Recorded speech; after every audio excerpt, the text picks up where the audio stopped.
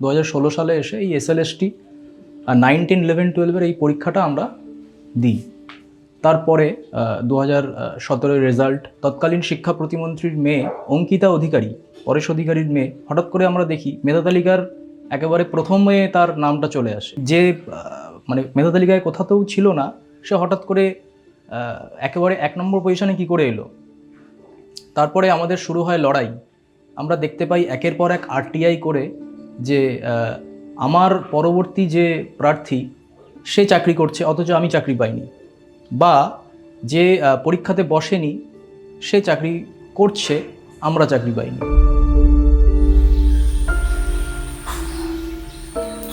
School শিক্ষক হতে চেয়েছিলেন অভিষেক। অনেক খেটে এমএ বিএড পাশ করেছিলেন। অভিষেকের অবশ্য স্কুলে পড়ানো হয়নি। ব্ল্যাকবোর্ড আর চক ডাস্টারের স্বপ্ন ছেড়ে কল সেন্টারের স্বল্প আয়ের অনিশ্চিত জীবন বেছে নিতে হয়েছে। এই শিক্ষাক্ষেত্রে দুর্নীতিটা অবশ্যই ভোটের ইস্যু হয়েছে, এবং যারা আমাদের লড়াই আন্দোলন দেখেছে, চোখের জল ফেলেছি আমরা রাস্তায় দিনের পর দিন, পুলিশের লাঠি দিনের পর দিন, চুলের মুঠি ধরে প্রিজন ভ্যানে তোলা এবং অন্যায়ভাবে কেস দেওয়া। মানুষ যদি সত্যিই চেতনা সম্পন্ন হন তাহলে কিন্তু তারা অবশ্যই ভোট দেওয়ার আগে এটা অবশ্যই মাথায় রাখবেন।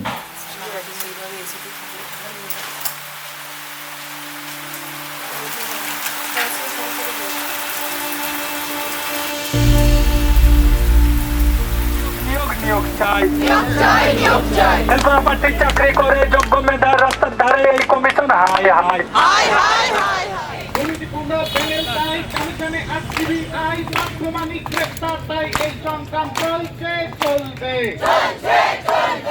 আগে দেখেছি তাদের পাহাড় দেখলাম।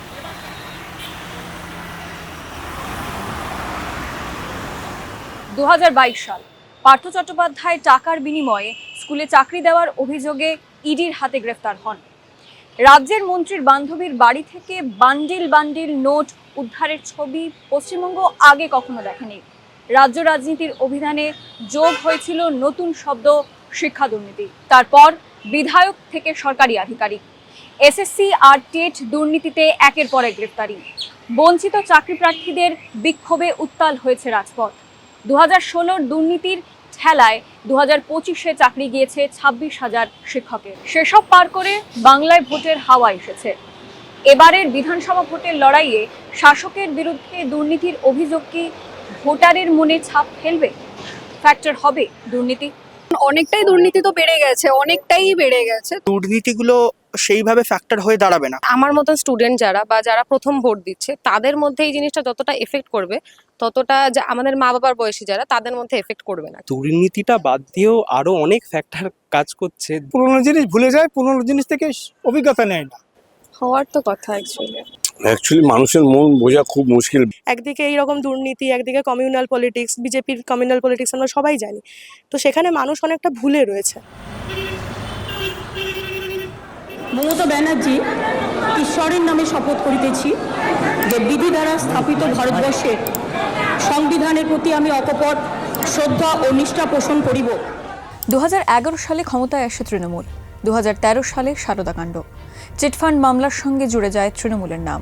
সিবিআইয়ের হাতে গ্রেফতার হন রাজ্যের মন্ত্রী মদন মিত্র, তৃণমূলের রাজ্যসভার সাংসদ কুণাল ঘোষ। 2016 সালে রোজভ্যালি মামলায় গ্রেফতার হন সাংসদ তাপস পাল।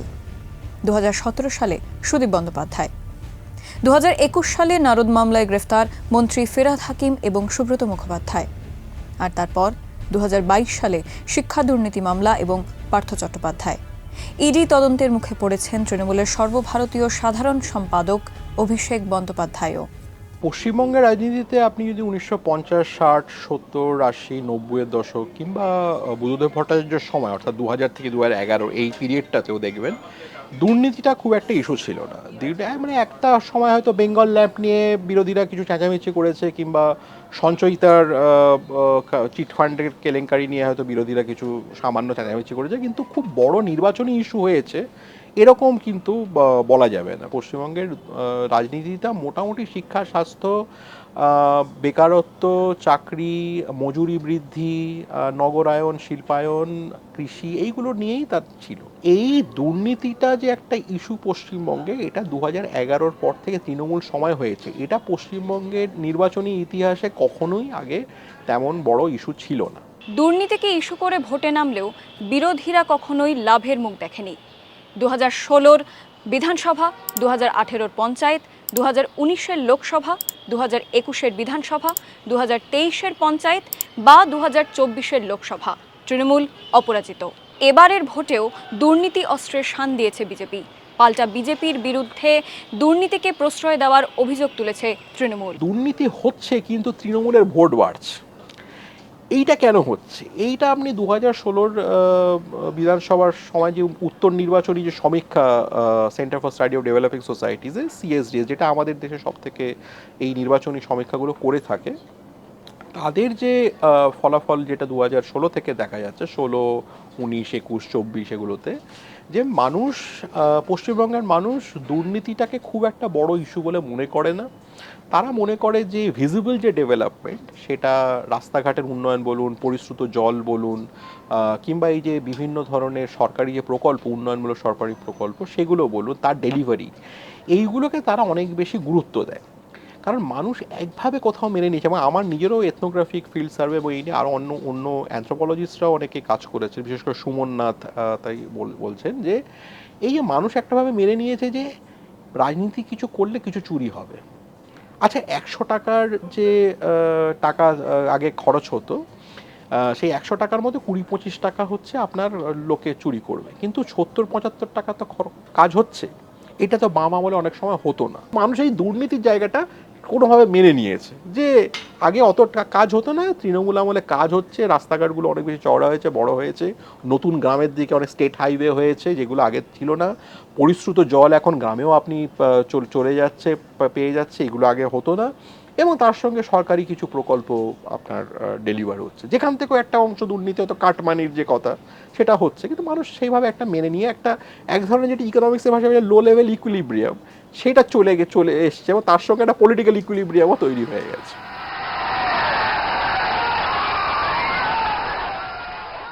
टीएमसी का मंत्री हो या संतरी,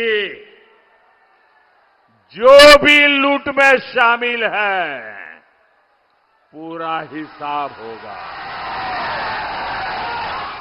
যাদেরকে ইডি সিবিআই ডেকে ঘন্টার পর ঘন্টা ডেকে জিজ্ঞাসাবাদ করেছে, পরের দিন বিজেপিতে গেছে, সব ধোয়া তুলসী পাতা হয়ে গেছে।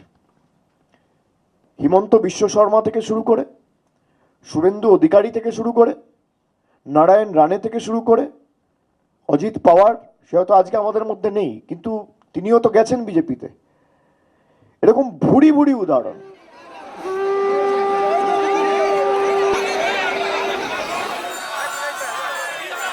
তৃণমূলের দুর্নীতির একটা ব্যাপার আছে যে এই দুর্নীতিটার একটা গণতন্ত্রীকরণ হয়েছে। গণতন্ত্রীকরণ এই জন্যই বলছি যে একটা বিকল্প অর্থনীতি চলছে, যে অর্থনীতিটা হচ্ছে এই সব দুর্নীতির, মানে কন্ট্রাক্টের দুর্নীতি হোক বা ইত্যাদি, তার মাধ্যম দিয়ে চলে। প্রমোটিং, ইলিগাল প্রমোটিং, পাড়ার 5টা ছাত্র বেকার ছেলে, তাদেরকে এক জায়গায় করে ক্লাবের মাধ্যম দিয়ে ইলিগাল প্রমোটিং এর দুর্নীতি চলছে, কর্পোরেশন, পুলিশ সাহায্য করছে। এখন এই দুর্নীতিটা 5টা বা 6টা পরিবার সেটাকে হেল্প করছে। তার ফলে যতগুলো আমরা বড় বড় দুর্নীতি দেখেছি, দুর্নীতিগুলো এমন নয় যে একজন ব্যক্তি বা গুটি কয়েক মানুষ মিলে দুর্নীতি করছে। এটা একটা সিস্টেমিক দুর্নীতি, এবং সেই সিস্টেমিক দুর্নীতিটা হচ্ছে যে প্রত্যেকটা স্তরে দুর্নীতির থেকে কিছু মানুষ লাভবান হচ্ছে, এতে অনেক গরিব মানুষও লাভবান হচ্ছে। এবং এই দুর্নীতির প্রতি সমাজের একটা সহনশীলতা আছে যে না, এইটা আমরা অ্যাকসেপ্ট করতে পারি। যেটা অ্যাকসেপ্ট করতে পারি না সেটা হচ্ছে টিভিতে যখন দেখাচ্ছে যে খাটের তলা থেকে কোটি কোটি টাকা, এটা অ্যাকসেপ্ট করা যায় না। জামিনে ছাড়া পেয়ে ঘরে ফিরেছেন পার্থ চট্টোপাধ্যায়। টিকিট পাননি। রেশন দুর্নীতিতে জেলে যাওয়া জ্যোতিপ্রিয় মল্লিক কিন্তু প্রার্থী হয়েছেন শিক্ষা দুর্নীতি মামলায় জামিনে মুক্ত চন্দ্রনাথ সিংহ। দুর্নীতি ইস্যু ফিরেছে ভোটের রাজনীতিতেও। প্রথম দফার ভোটের আগে ফের একবার ইডি হানার ধুম পড়েছে রাজ্যে। ইডি অভিযান হয়েছে শাসক দলের ভোট কুশলী সংস্থা আইপ্যাকের দপ্তরে এবং ডিরেক্টরের বাড়িতে। দিল্লিতে গ্রেফতার হয়েছেন আরও এক ডিরেক্টর। আয়কর অভিযান হয়েছে তৃণমূলের প্রার্থী দেবাশিস কুমারের বাড়িতেও। এবারের ভোটে কি দুর্নীতির অভিযোগ ফ্যাক্টর হবে? বাঙালির সবচেয়ে বড় আবেগের জায়গা এবং গর্বের জায়গা হচ্ছে শিক্ষা। সেই শিক্ষা নিয়ে এত বড় দুর্নীতি, অনেকেই কথা বলছেন যে এ দুর্নীতি আর সহ্য করা যায় না, এবং অনেক আমি দেখেছি নিম্ন মধ্যবিত্ত ঘরের মহিলারা এসে বলছেন এই পাপ থেকে আমাদের কবে মুক্ত করবেন। আসলে এরা তো একটা বাম আমলে লেখাপড়ার সুযোগ পেয়েছিল, সেই সুযোগ থেকে বঞ্চিত হচ্ছেন। অতএব আমার ধারণা এবার একটা খুব বড় ফ্যাক্টর হবে। আপনি আম জনতাকে জিজ্ঞেস করুন তৃণমূল মানে, লোকে এমনিই বলবে চোর। আপনি তৃণমূল জিজ্ঞেস করুন 1, 2, 3, 4, লোকে বলবে তৃণমূলের সবাই চোর। তো এই দলটার আপাতমস্তক চোর এবং দুর্নীতিগ্রস্ততে ভরা। তাই ভারতীয় জনতা পার্টি এবারের নির্বাচনে এই দুর্নীতিগ্রস্ত প্রশাসনকে, সরকারকে সরানোর জন্য একেবারে নিচের স্তর অব্দি প্রচার করছে, এবং আমাদের বিশ্বাস মানুষ এই দুর্নীতিগ্রস্ত সরকারকে হারিয়ে দেবে। কিন্তু দুর্নীতির অভিযোগকে সামনে রেখে মনমোহন সিং এর সরকারকে বিদ্ধ করে ফেলে দেওয়া গিয়েছিল। কিন্তু এক্ষেত্রে শিক্ষার নিয়োগ দুর্নীতির যে কথা, তার পরবর্তীকালে রাজ্য সরকার কিন্তু এসএসসিতে স্বচ্ছতার সাথে নিয়োগ করে দেখিয়েছে যে এ রাজ্য সেই অধ্যায়কে পেছনে ফেলে স্বচ্ছতার সাথে প্রশাসন চালাতে বদ্ধপরিকর, এবং মানুষ সেই বার্তায় আস্থা রেখেছেন বলেই লোকসভায় তৃণমূলের আসন আগের থেকেও প্রায় 30% কাছাকাছি আসন বৃদ্ধি পেয়েছে, এবং এই বিধানসভাতেও চতুর্থবারের মতো মমতা বন্দ্যোপাধ্যায় সরকার গঠন করবেন, সেটাও কার্যত এক প্রকার নিশ্চিত। অভিযোগ পাল্টা অভিযোগে গরম ভোটের হাওয়া। আবার একটা সরকারকে বেছে নিতে ভোট দেবে পশ্চিমবঙ্গ। দুর্নীতি যাদের জীবনকে অনিশ্চয়তা, নিরাপত্তাহীনতায় ঠেলে দিয়েছে, তাদের অনেকেই এবার ভোট দেবেন। 4 মের পর তাদের জীবন কি পাল্টে যাবে? ভোটে কি ফ্যাক্টর হবে দুর্নীতি?